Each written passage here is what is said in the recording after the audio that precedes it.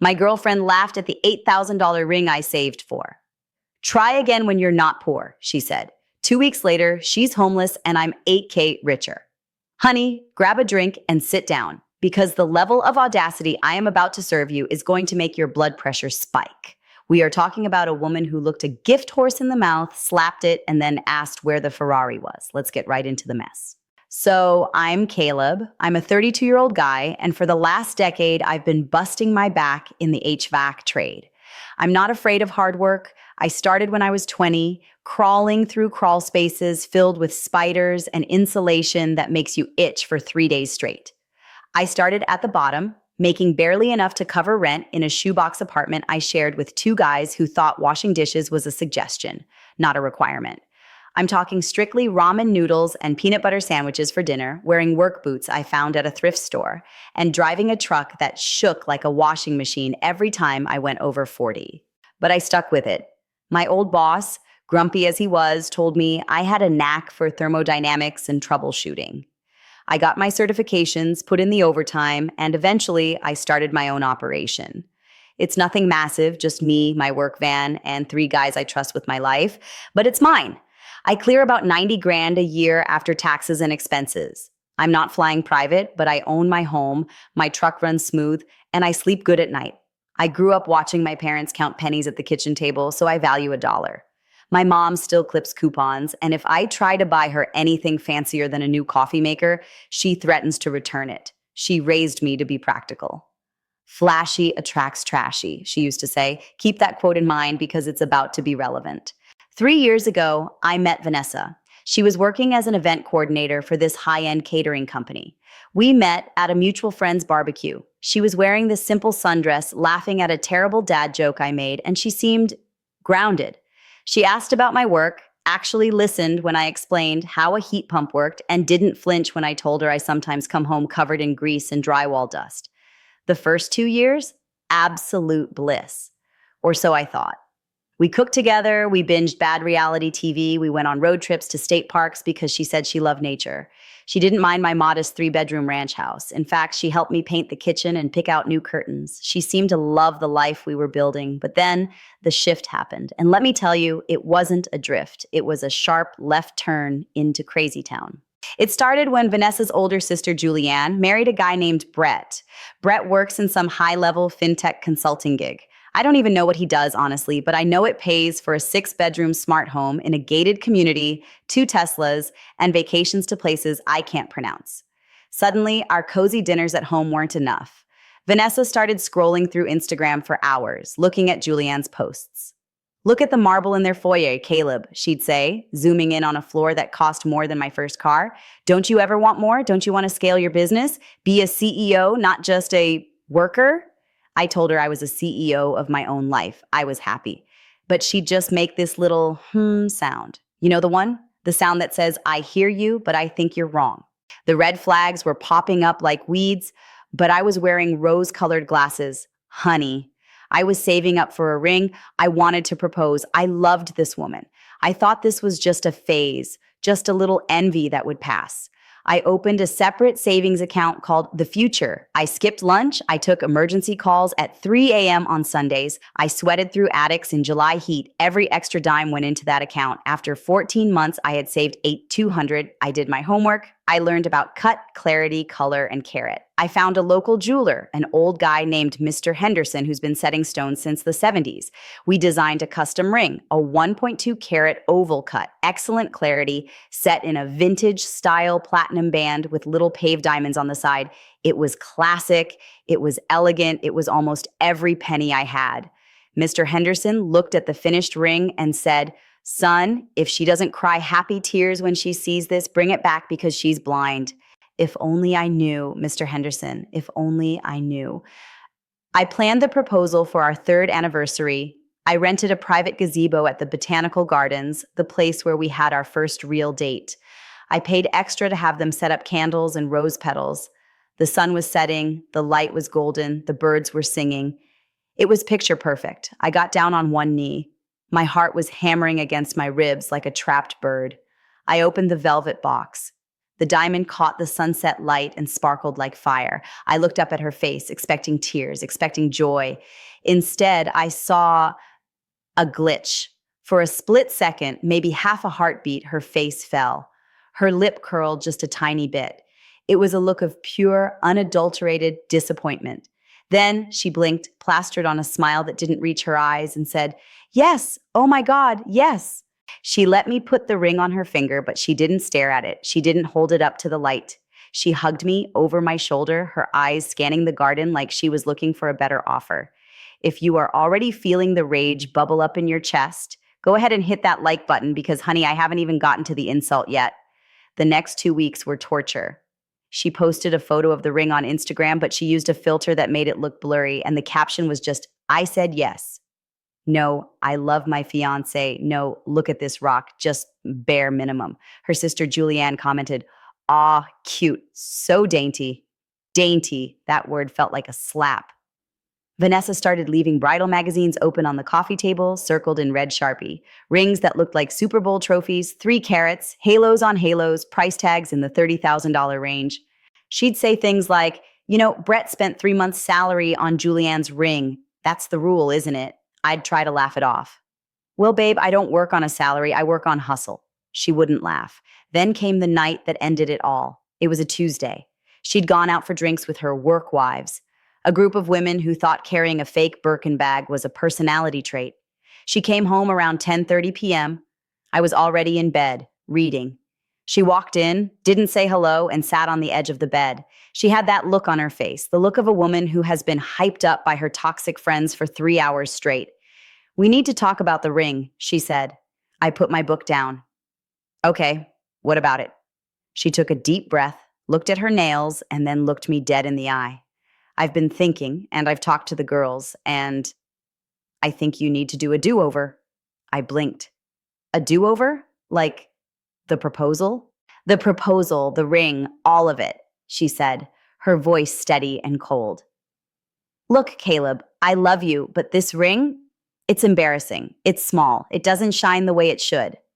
When I show people, I have to explain that you're just starting out so they don't judge you. But you're 32. You shouldn't be just starting out." I felt the blood drain from my face. "Embarrassing?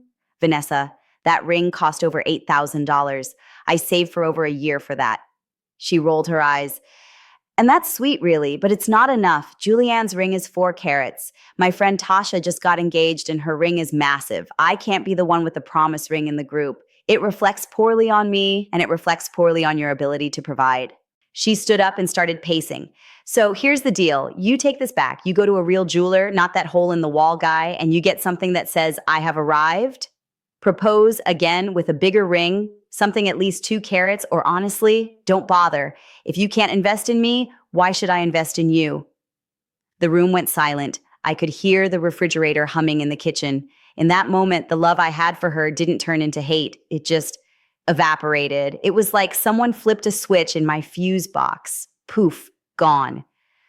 I looked at this woman standing there in her designer heels that I knew she put on a credit card she couldn't pay off, demanding I mortgage my future to feed her ego. I looked at her and said 2 words. "Got it." She smiled, looking relieved. "I knew you'd understand. It's for us, babe. It's for our image." "Right," I said. "Our image. I'm tired. We'll handle it tomorrow." She kissed my cheek, took a shower, and went to sleep. She slept like a baby. I lay there, staring at the ceiling, planning the logistics of my exit. The next morning, I told her I had an early job in the next county. I left the house at 6 a.m. I didn't go to a job site. My first stop was Mr. Henderson's jewelry store. I was there when he flipped the sign to open. I put the box on the counter. "She didn't like it?" he asked, his face falling. "She said it was embarrassing," I told him. Mr. Henderson didn't say a word. He just shook his head, opened the register, and processed the return. I took a small hit on the restocking fee, but getting $7,800 back felt like winning the lottery. My second stop was the house. She was at work by then. I called my buddy Marco, one of my employees, and said, "Bring the big truck, we're moving." We packed my life up in 3 hours. My clothes, my tools, my TV, the espresso machine she claimed she bought but I paid for. I took everything that had my name on the receipt. When the house was empty of my presents, I took the spare key she had given me off my ring. I wrote a note on the back of an electric bill envelope. It read, "Here is your do-over. You wanted a man who could provide a fake lifestyle. I can't afford that. I returned the ring. Good luck finding someone who can buy your self-worth." I left the key on the counter. I walked out, locked the door, and blocked her number. Blocked her Instagram, blocked her sister, blocked her parents. I went to stay at Marco's place for a few days. Marco's wife, Jenna, made me lasagna and let me vent. She actually said, "Don't bother," Jenna asked, pouring me a glass of wine that was filled to the brim. "Honey, that is not a girlfriend. That is a leech in a dress. Make sure you're subscribed because the update I'm about to drop is going to make you scream." For 2 days, it was quiet. My phone was blocked, so I had peace. But on the third day, the storm hit. My mom called me. "Caleb, why is Vanessa's mother calling me crying saying you abandoned her daughter?" I told my mom the truth. The ring, the "don't bother," the insults. My mom paused. Then she said, "Well, I never liked her anyway. She didn't know how to fold a fitted sheet. You made the right call." Then the flying monkeys arrived. Mutual friends started texting me from numbers I hadn't blocked. "Bro, Vanessa is losing it. She says you stole from her." "Caleb, you can't just ghost someone after 3 years. She's devastated." I ignored them all. But then I got a voicemail from an unknown number. It was Vanessa. "Caleb, where are you? The ring is gone. The TV is gone. Are you insane? You can't just leave. We were supposed to go ring shopping this weekend. I told the girls you were surprising me. You are humiliating me. Call me back right now or I swear to God." It cut off. She sounded frantic, not heartbroken. Frantic. 2 weeks later, the tea started spilling and it was hot. I ran into a girl named Tara at the hardware store. Tara used to work with Vanessa. "Hey," she said, looking around to make sure no one was listening. "I heard about what happened, and I just wanted to say, good for you." "Really?" I asked. "Yeah. Vanessa has been telling everyone at work that you were abusive and that she dumped you because you were financially controlling. But then she tried to sell the engagement ring she claimed she had and realized she didn't have one to sell. Then she got evicted." "Evicted?" "Yeah, she couldn't afford that apartment on her own. Her name wasn't on the lease, was it?" No, it wasn't. It was my name. I had called the landlord the day I left and told him I was terminating the lease early, paying the penalty fee, and that the remaining tenant had 30 days to sign a new lease or vacate. "She tried to get her sister to take her in," Tara whispered, grinning like the Cheshire Cat. But apparently Julianne's husband, Brett, said no way. Said they didn't want drama in their sanctuary. The irony was delicious. The sister she idolized, the lifestyle she worshipped, it all slammed the door in her face the second she wasn't useful as a prop. Update 1, 2 months later. I'm living in a new place, a nice condo I bought with my savings, plus the refund from the ring. It has a garage for my tools and a balcony where I grill steaks that I pay for with my own money. I got a call from Vanessa's dad, Frank. Now, Frank was always a quiet guy dragged along by his wife and daughters. "Caleb," he said, sounding tired, "I'm not calling to get you back together. I wanted to apologize. I know what my daughter asked of you. I saw the credit card bills she was hiding. She was trying to keep up with Julianne, and she lost her mind. You're a good man. I'm sorry we didn't raise her better." That hit me. I told him I appreciated it, but I was done. Update 2, the legal action. So remember how I said she claimed I stole from her? She actually tried to take me to small claims court. She filed a suit claiming I took joint property, specifically the espresso machine, a Dyson vacuum, and a 65-inch TV. We went to court. I walked in with a folder an inch thick, receipts, bank statements showing every single purchase came from my account. I even had the receipt for the coffee beans in the machine. The judge, a no-nonsense woman who looked like she wanted lunch, looked at Vanessa. Vanessa was wearing a suit she definitely couldn't afford, trying to cry on command. "Ms. Miller," the judge said, "Mr. Johnson has provided proof of purchase for every item listed. Do you have any evidence that you contributed financially to these items?" Vanessa stuttered. "Well, emotional labor. I made the house a home." The judge literally took her glasses off. "Emotional labor does not purchase electronics. Case dismissed. Please stop wasting my time." Vanessa stormed out. I walked out whistling. Final update, the karma. Last week, I was out at a bar with Marco and Jenna. We were celebrating a big contract I just landed, HVAC installation for a new apartment complex. It's going to double my revenue this year. I looked across the bar, and there she was. Vanessa. She looked rough. Her hair wasn't done. She was wearing jeans that looked a little worn. She was sitting with a guy who looked like he sold vape juice out of a Honda Civic. She saw me. Her eyes went wide. She saw the new watch on my wrist. She saw me laughing with my friends. She stood up and started walking over. I saw her hand go up to wave, a desperate, hopeful smile forming on her face. She was ready to play the "can we talk" card. She was ready to spin the web again. I didn't even frown. I just turned my back to her, put my arm around Jenna's shoulder, and ordered another round of drinks for the table. Marco told me later that she stood there for a solid minute, looking like a ghost, before turning around and walking out the door. I heard through the grapevine she's living in her parents' basement now, working 2 jobs to pay off her credit card debt because Julianne and Brett won't loan her a dime.